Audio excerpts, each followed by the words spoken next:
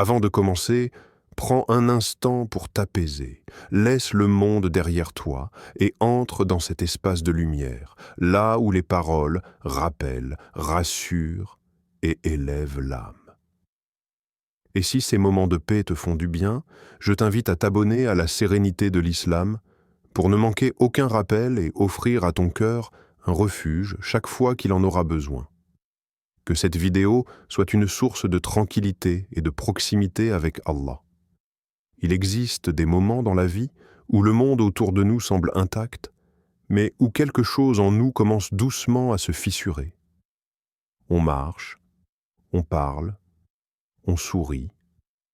Pourtant, à l'intérieur, un poids que nous ne comprenons pas grandit. C'est un état étrange, silencieux, que personne ne voit mais que tout croyant, un jour ou l'autre, traverse. Le cœur se met à chercher un sens. Pourquoi ces épreuves? Pourquoi ces retards? Pourquoi cette fatigue qui n'a rien à voir avec le corps? Et dans ce tumulte, on oublie parfois que chaque émotion, chaque blessure, chaque défaite fait partie d'un dialogue secret entre l'âme et son Seigneur. Le Coran nous rappelle « C'est lui qui vous fait passer de l'obscurité à la lumière ». 65, 11. Cette parole n'est pas seulement une promesse, c'est un rappel que les nuits intérieures ont elles aussi un matin, que les cœurs peuvent renaître et que rien de ce que tu traverses n'est dépourvu de sagesse. Ce que tu vas entendre maintenant n'est pas une simple réflexion, c'est un voyage. Un voyage dans les profondeurs du cœur humain, là où naissent les peurs, où se cachent les regrets, où se façonnent les renaissances. Un voyage dans les zones où Allah éduque, purifie et élève. Un voyage où chaque épreuve devient un miroir, chaque doute devient une question, chaque douleur devient une lettre envoyée par le très miséricordieux. Si ton cœur est fatigué, si ta foi tremble, si tu portes des cicatrices que personne ne connaît, alors sache que ce voyage est pour toi. Respire. Pose ce que tu portes. Et laisse ton âme écouter, car parfois, il suffit d'un mot, d'un verset, d'un rappel, pour rallumer une lumière que l'on croyait éteinte. Il existe une mort que tout le monde connaît, celle où le souffle quitte le corps.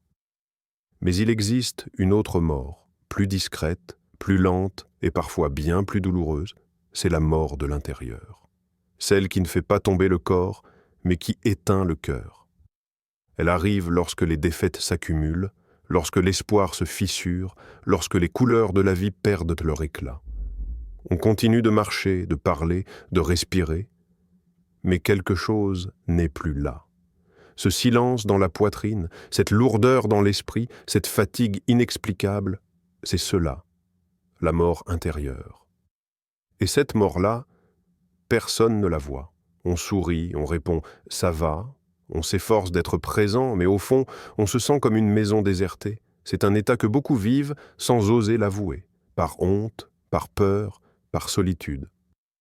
Le Coran évoque cette réalité lorsqu'Allah dit « Ce ne sont pas les yeux qui s'aveuglent, mais ce sont les cœurs dans les poitrines ». 22, 46. Ainsi, il est possible de voir le monde sans vraiment le percevoir, de respirer sans vivre, d'avancer sans direction. Cette mort intérieure ne vient jamais d'un seul événement. Elle naît de toutes ces petites blessures qui s'empilent. Un projet qui échoue, une prière qui tarde à être exaucée, une personne qui s'éloigne, un rêve qui se brise, une fatigue qui s'installe. Et alors, tout devient lourd, la lumière, la parole, le mouvement, même les petites choses qui autrefois ne demandaient aucun effort. Tu ne portes rien qui ne soit hors de ta portée. Si c'était vraiment impossible, Allah ne l'aurait pas mis sur ton chemin. Et parfois, ce que tu prends pour un poids qui t'écrase est en réalité un poids qui te façonne. Il arrive un moment où l'être humain, même animé des meilleures intentions, même porté par la foi et la volonté, sent un vide à l'intérieur. Un moment où l'âme dit « j'ai trop donné ». Ce n'est pas un caprice, ni une faiblesse.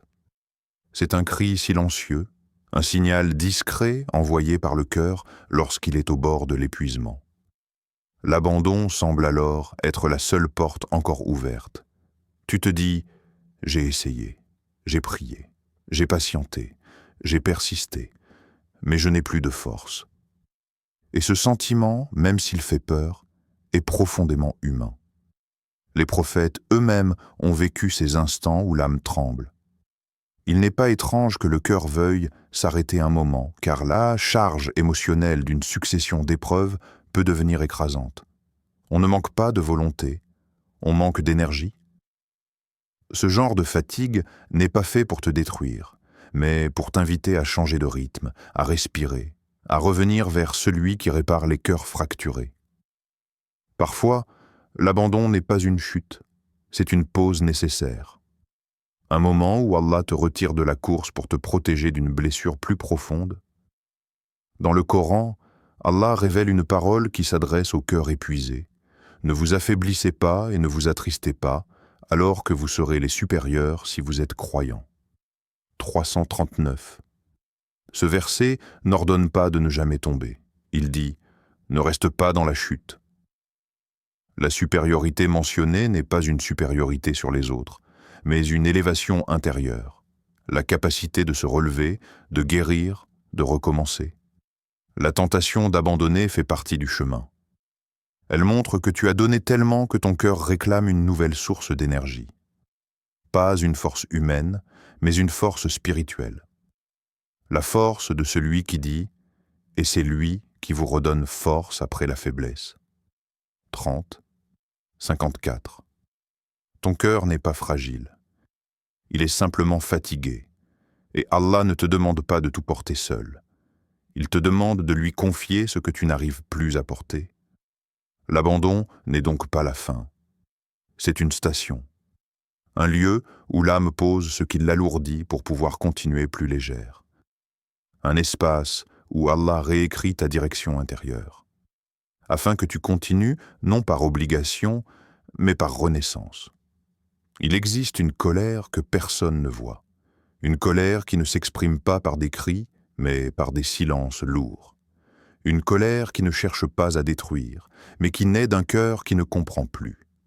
C'est cette colère intérieure, subtile, celle qui apparaît lorsqu'on a l'impression d'avoir fait tout ce qu'il fallait pour ne recevoir en retour que des portes fermées. Tu te demandes alors, pourquoi mes efforts ne portent-ils pas de fruits? Pourquoi d'autres avancent alors que je stagne? Pourquoi ai-je l'impression que le monde entier marche, sauf moi? Cette interrogation est dénaturelle. L'être humain est fait pour chercher la justice. Mais lorsqu'il ne la trouve pas dans ses résultats, son cœur se trouble. Cette colère n'est pas un péché. Elle n'est pas un signe de faiblesse. Elle est l'écho d'une souffrance profonde, d'une incompréhension qui fait mal. Elle est le cri de l'âme qui dit « Je ne comprends plus le sens ». Même les meilleurs parmi les hommes ont ressenti ce vertige. Le prophète, lors des moments difficiles, a levé les yeux vers le ciel en disant « Ô Allah, je ne me plains qu'à toi ». La colère intérieure est parfois une prière que l'on n'a pas encore formulée. Le Coran nous éclaire lorsqu'il dit « Peut-être détestez-vous quelque chose alors qu'elle est un bien pour vous ». 2, 216. Ce verset n'est pas seulement un rappel, c'est une guérison. Il nous dit que notre vision est de limitée, que ce qui ressemble à une injustice peut être un déplacement destiné à nous protéger, à nous purifier ou à nous préparer. La colère vient de l'illusion que tout dépend de nous, qu'il suffit d'efforts pour réussir. Mais parfois, Allah retarde une chose non pas pour nous punir, mais pour nous élever. Il ne ferme aucune porte sans nous montrer un autre chemin, même si ce chemin nous semble invisible à l'instant où nous souffrons.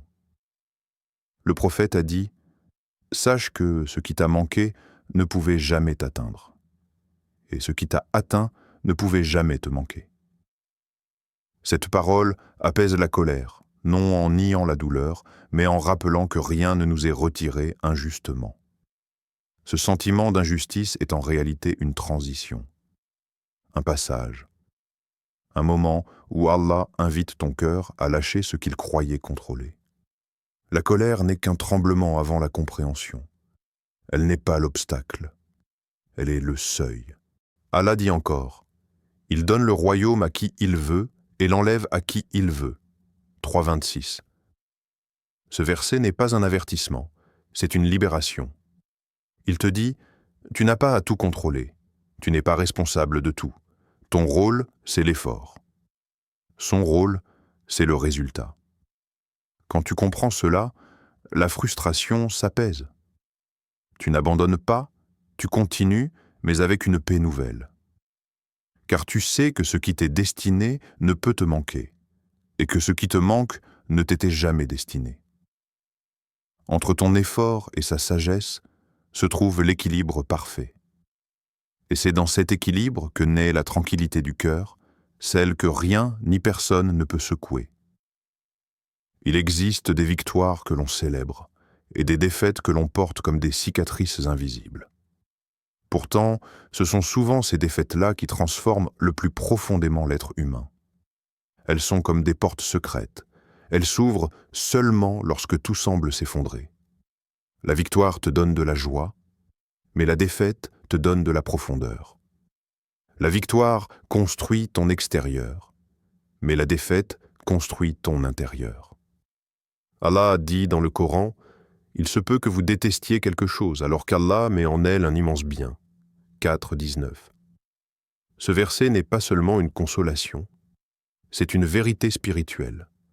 Ce que tu appelles une défaite peut être, en réalité, une étape de purification, une préparation, une élévation qui ne peut se faire que dans le creux de la douleur. Quand la vie te frappe, tu apprends des choses que la réussite ne t'aurait jamais enseignées. Tu découvres la patience, tu découvres ta fragilité, tu découvres qui est vraiment là pour toi. Tu découvres la valeur d'une seule prière faite avec un cœur brisé. Tu découvres que ta force ne réside pas dans tes muscles, ni dans ton intelligence, mais dans ta capacité à te relever lorsque tout t'invite à tomber. Le prophète a dit, « Le croyant fort n'est pas celui qui terrasse les autres, mais celui qui se maîtrise lors de la colère. » La maîtrise de soi ne se construit jamais dans la facilité. Elle naît dans la perte, dans l'incompréhension, dans les moments où tu dois respirer profondément pour ne pas abandonner. Chaque défaite est une lettre envoyée par Allah. Une lettre écrite dans une langue que seuls les cœurs patients savent lire. Parfois, cette lettre dit « Purifie ton intention ». Parfois, elle dit « Ce chemin n'est pas le tien ». Parfois, elle dit « Tu vaux plus que ce que tu poursuis ». Et parfois, elle dit simplement « Attends ». La comparaison est l'un des pièges les plus subtils que le cœur puisse rencontrer. Elle ne crie pas, elle ne frappe pas, elle s'installe doucement. Elle entre lorsque tu observes la réussite d'un autre, son aisance, son ascension, alors que toi tu marches encore dans la difficulté. Tu ne le veux pas, tu ne le choisis pas, mais ton cœur glisse vers cette pensée. Pourquoi lui et pas moi? Et cette pensée, si tu la laisses grandir, devient une ombre qui se pose sur ta lumière intérieure. Une ombre qui fait croire que ta valeur dépend du rythme des autres. Pourtant, Allah a créé chaque âme avec un chemin unique, un souffle unique, une épreuve unique, une destinée unique. Ce que tu vois chez l'autre n'est jamais toute son histoire. Ce n'est qu'un fragment. Le Coran nous rappelle avec une clarté bouleversante « Ne convoitez pas les faveurs par lesquelles Allah a élevé certains d'entre vous au-dessus des autres. » 4,32. Cette parole n'est pas une interdiction dure, c'est une protection. La comparaison t'arrache doucement à ton propre chemin. Elle te fait oublier que tu n'avances pas pour être meilleur que quelqu'un, mais pour être meilleur que la personne que tu étais hier. La comparaison est injuste parce qu'elle ne voit que la surface. Tu vois la réussite de l'autre, mais tu ne vois pas ses nuits de lutte. Tu vois son sourire, mais tu ne vois pas ses larmes. Tu vois son résultat, mais tu ne vois pas ses sacrifices. Tu vois son présent, mais tu ignores son passé. Et parfois même, tu ignores à quel point il souffre encore, Rappelle-toi ces paroles du prophète.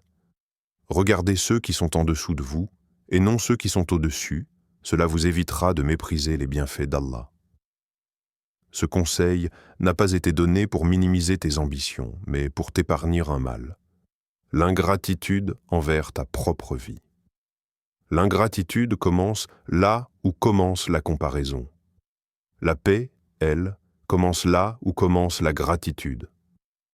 Lorsque tu remercies Allah pour ce que tu as, même si c'est peu, il augmente.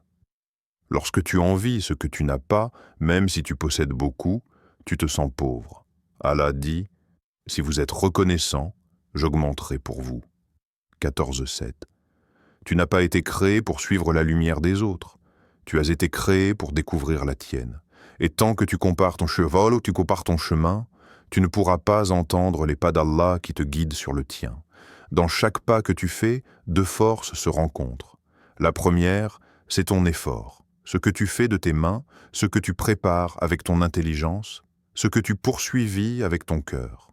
La seconde, c'est la sagesse divine, ce que tu ne vois pas, ce que tu ne comprends pas encore, ce qui s'écrit pour toi dans l'invisible. L'être humain avance toujours entre ces deux forces, comme un voyageur entre deux rives. Tu peux planifier, te discipliner, agir, t'organiser, mais le résultat final ne t'appartient jamais entièrement. Il y a des choses qui t'échappent, non? Des moments où la vie te surprend, des chemins que tu ne voulais pas emprunter, mais que tu devais traverser. Et parfois, le cœur se révolte. J'ai fait ma part. Pourquoi ça ne marche pas?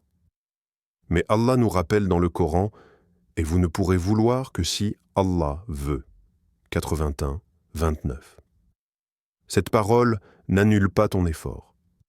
Elle illumine ta compréhension.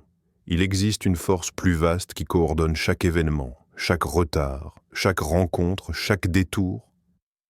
Il y a ce que tu veux et ce qui t'est écrit. Il y a ce que tu prévois et ce qu'Allah sait. Il y a ton plan et le sien. La main humaine trace les lignes, mais la main divine trace la direction. Parfois, Allah ferme une porte que tu désirais ardemment, non pour te priver, mais pour te préserver. Parfois, il retarde une chose que tu implorais, non pour t'oublier, mais parce que tu n'es pas encore prêt à la recevoir. Parfois, il t'enlève ce que tu crois être ton bien, pour te donner quelque chose qui te construira davantage. Le croyant qui refuse de lire ses lettres répète les mêmes chutes. Celui qui accepte de lire, même avec des larmes, finit par comprendre que rien n'arrive sans sens. Allah promet. Avec la difficulté vient certes la facilité. 80, 14, 6. La facilité n'est pas toujours immédiate. Elle grandit doucement à l'ombre de la douleur, comme une lumière discrète qui n'apparaît que lorsque la nuit est profonde. La défaite n'est pas là pour te casser.